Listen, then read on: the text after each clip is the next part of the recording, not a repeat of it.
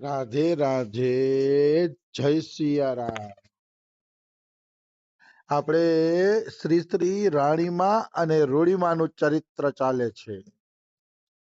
તો રાણીમા અને રૂડીમાનું ચરિત્ર જ આપણે હવે આગળ વધારશી. કારણ કે હું ત્યાં સુખરામ બાબાને ત્યાં સત્સંગ કરવા જાઉં છું 10 થી 11. એમાં બાબાના કોઈ સંસ્મરણ મને યાદ આવે તો ઈ સત્સંગમાં જ હું લઈ લઉં છું. એટલે ઈ સત્સંગમાં સંસ્મરણ લઉં છું. એટલે આ સત્સંગની અંદર પાછા ઈને ઈ સંસ્મરણ હું રિપીટ નહીં કરું. એટલે આપણે રાણીમા અને રૂડીમાના ચરિત્રમાં જ આગળ વધીએ. રાણીમા અને રૂડીમાના ચરિત્રમાં આગળ વધીએ તો વાંકાનેરનો રાજા અને સાધુ સંતો બે છે ને લડાઈ ઉપર આમને સામને આવી ગયા. વાંકાનેરનો રાજા કહે કે અમે કહીએ એને મહંત બનાવો, અને સાધુ સમાજ એમ કહેતા હતા કે અમે કહીએ એને મહંત બનાવો. મહંત માટે મોટો ઝઘડો થયો. આ 200 વર્ષ પહેલાની વાત છે.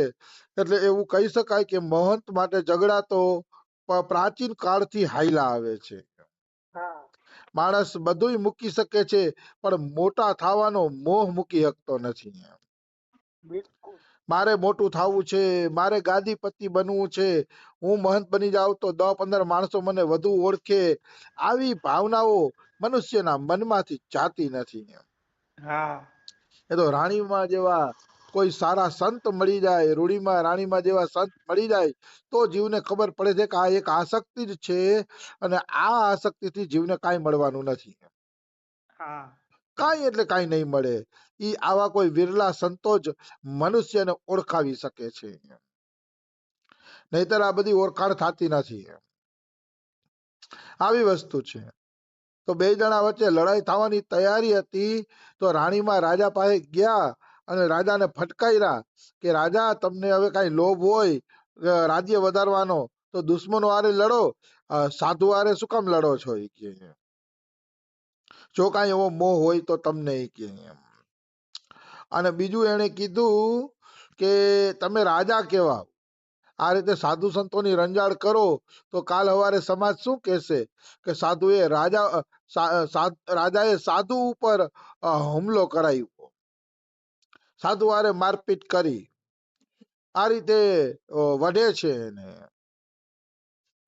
એટલે વૈઢા ને એટલે પછી રાજાને મન તો નહોતું માનતું નીચું દેવાનું. રાજાની ઈચ્છા તો નહોતી કે હું નીચું નમી દઉં એમ, પણ શું થાય, રાણીમાં પાસે કઈ બોલી શકતા નહોતા. ત્યાં ઓલો કામદાર બોલ્યો, કામદાર એટલે મંત્રી, રાજાનો મંત્રી, કામદાર જે કયો ઈ બોલ્યો કે બાઈમાં તમો હજુ રાજ રમતમાં બાળક ગણાવો, બાળક કે તમારો અનુભવ કાચો. સાધુ સંતોને રોટલા ટીપવા, એને ઉતારા આપવા, એને પાણી આપવું, ઈ જ તમારું કામ. કે સાધુ સંતોને ઉતારા આપો, પાણી આપો, રોટલો આપો, ઈ કે ઈ જ તમારું કામ. ઈ કે તમારું આમાં કામ નહીં. કે આમાં તમે ન બોલો તો સારું, આ બધી રાજ રમત ગણાય ને રાજ રમતમાં તમારું કામ નહીં.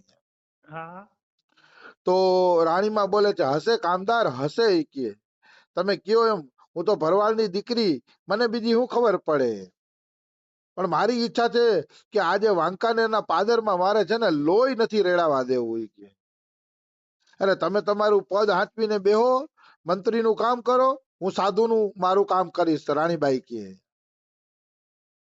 તો કામદાર બોલે છે, એ તો બાઈમાં રાજાની મરજીની વાત છે.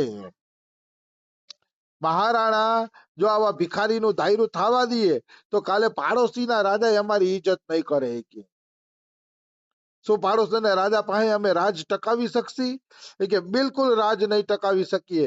પાડોશીના રાજા પણ અમારી ઇજ્જત નહીં કરે જો અમે સાધુઓ પાસે નમતું દઈ દેસી તો. કે માટે મહારાજ આપ પધારો, તમારું કામ તમે કરો.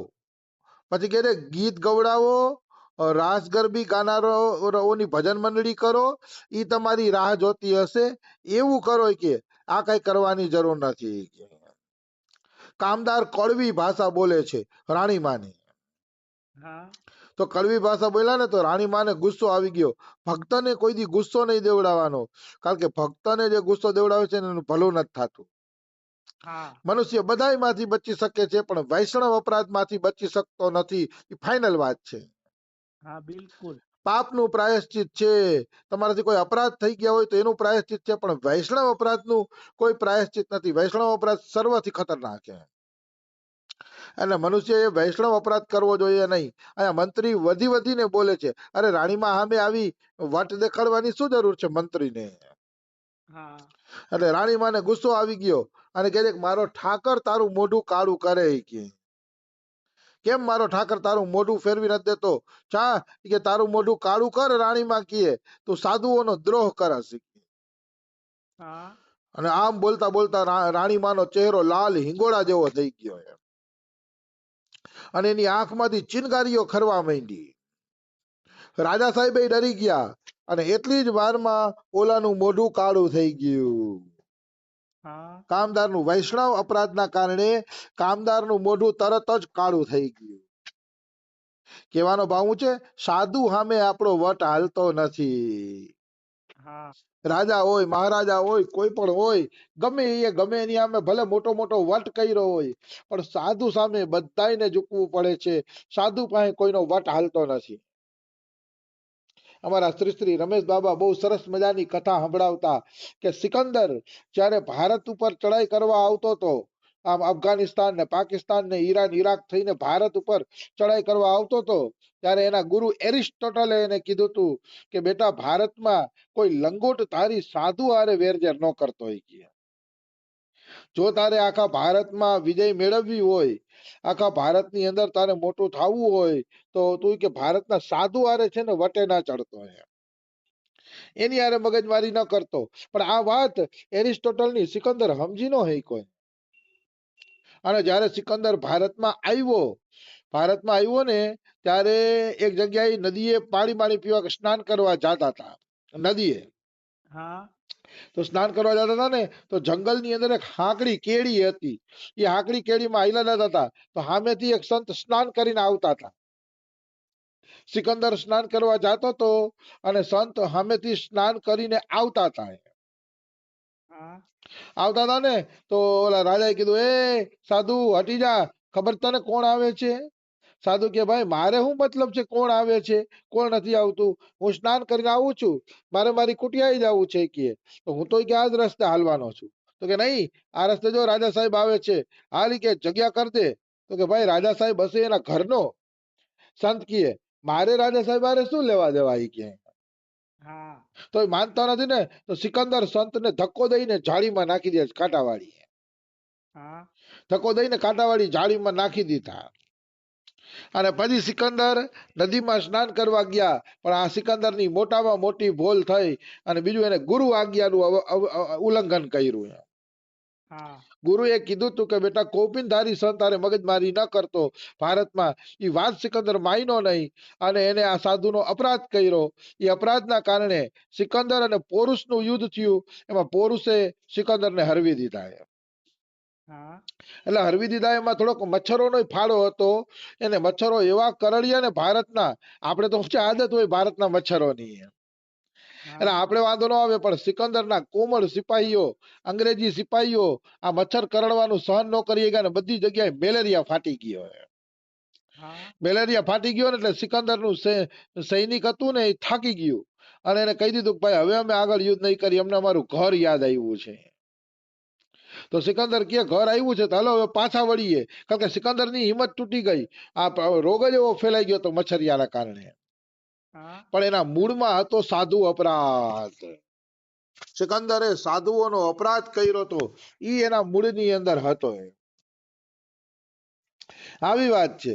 એટલે સિકંદર છે ને ઈ બિચારો પાછો ફર્યો તો સિકંદરનું પણ કઈક રોગના કારણે રસ્તા વચ્ચે મૃત્યુ થઈ ગયું.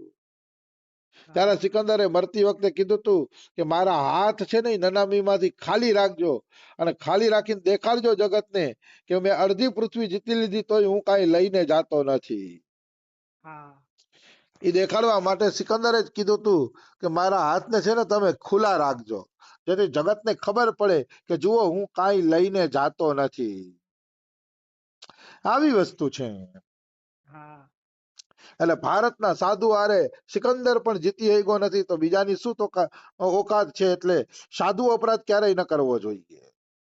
હા માણસે સાધુ અપરાધથી બચવું જોઈએ, વૈષ્ણવ અપરાધથી બચવું જોઈએ. એ બધાથી વધુ ખતર જીવલેણ બીમારી છે. વૈષ્ણવ અપરાધ છે ને એ જીવલેણ બીમારી છે, જેનાથી વૈષ્ણવ અપરાધ થયો ને એ કોઈ બચી શકતું નથી.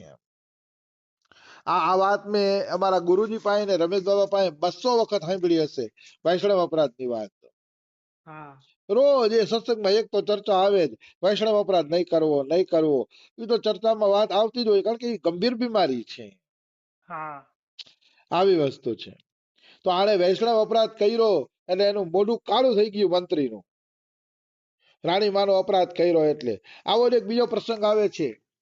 મુસલમાન ભક્ત યવન હરિદાસ કે જે 3 લાખ નામ જપ કરતા, મુસલમાન ભક્ત યવન હરિદાસ ચૈતન્ય મહાપ્રભુના પ્રિય પાર્ષદ હતા અને 3 લાખ નામ જપ કરતા ઊંચા સ્વરે. હા તો એકવાર ઈ રઘુનાથદાસ ગોસ્વામીના પિતાજી મજુમદાર એની અટક હતી. મજુમદાર નામ મને ભૂલાઈ ગયું છે, ગોવર્ધન મજુમદાર. જુઓ, ગોવર્ધન મજુમદાર અને એવું 2 ભાઈઓ હતા, નામ હતું. તો અહીંયા નામ મહિમા ઉપર સત્સંગ કરતા હતા યવન હરિદાસ. અને યા રઘુનાથદાસ ગોસ્વામી પણ એ સત્સંગમાં બેઠા હતા. ત્યારે રઘુનાથદાસ ગોસ્વામીની ઉંમર હશે 10-11 વર્ષની આસપાસ. હા તો યવન હરિદાસ નામ મહિમા ઉપર બોલતા હતા ને, તો એટલું બોલ્યા કે અહીંયા ગોવર્ધન નહીં, ગોપાલ ચક્રવર્તી કરીને કોઈ ભાઈ હતો. લગભગ હું ભૂલતો ન હોય તો ગોપાલ ચક્રવર્તી નામ હતું. હા એ ગોપાલ ચક્રવર્તી છે ને એને વિરોધ કર્યો કે તમે નામ મહિમા તો વધીને બોલો છો. એ કે કઈ આવડી મોટી થોડી નામ મહિમા હોય તમે કયો એવી. મને તો વિશ્વાસ નથી આવતો કે આવડી મોટી નામ મહિમા હોય કે.